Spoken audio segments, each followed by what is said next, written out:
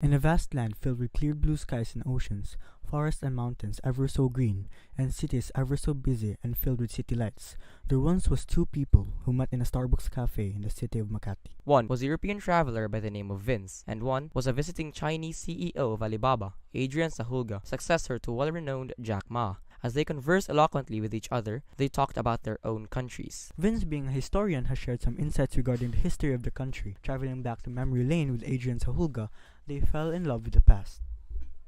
The Asia-Pacific Economic Cooperation, or APEC for short, is an economic group of 21 members, namely Australia, Brunei Darussalam, Canada, Indonesia, Japan, Korea, Malaysia, New Zealand, Philippines, Singapore, Thailand, United States, Chile, People's Republic of China, Hong Kong, China, Mexico, Papua New Guinea, Peru, Russia, Chinese Taipei, and Vietnam. That's a lot. Who could have orchestrated such a large group? That person is none other than Bob Hoff, the former Prime Minister of Australia. He first introduced the idea of building the APEC in a speech in Korea somewhere in January 1989. 10 months after his speech, the 12 founding members of the APEC immediately held a meeting in Canberra, Australia to discuss their plans for the association. But why was it established? Was there a problem that they needed to assess? Yes, there was a problem. APEC was established mainly because of the growing interdependence of many countries. This means that people have been depending on one another, which could result to a country taking advantage of others. So with APEC, people would feel more secured knowing that they are all friends helping each other with their own problems. Yep, that's it.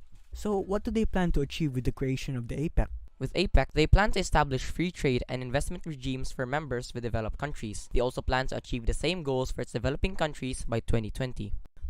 By the way, it's a bit late to ask, but what exactly do they really do? Well, APEC ensures that goods, services, investment, and people move easily across borders. They do this by reducing trade barriers between members, harmonizing standards and regulations, and streamlining custom procedures. Can you state some programs that they did to improve its members' economy? A program? I think I remember them creating something, but I forgot the name. I think it was Booger or something. Booger? Oh yes, that's it. They created a plan called Booger Goals, which reduced trade barriers in the region and promoted a free flow of goods, services, and capital among APEC economies. I think they also created the Ease of Doing Business Action Plan in 2009, which made doing business cheaper and faster. An example is APEC expediting the time it takes for a company to build a new factory or office building. I have a question. Does APEC practice equality among its members? Not really. This is because APEC practices social equity among its members. Social equity? Social equity is something about helping underdeveloped countries more than developed ones. With this, they can ensure that everyone, including poor countries, can participate in the growing economy.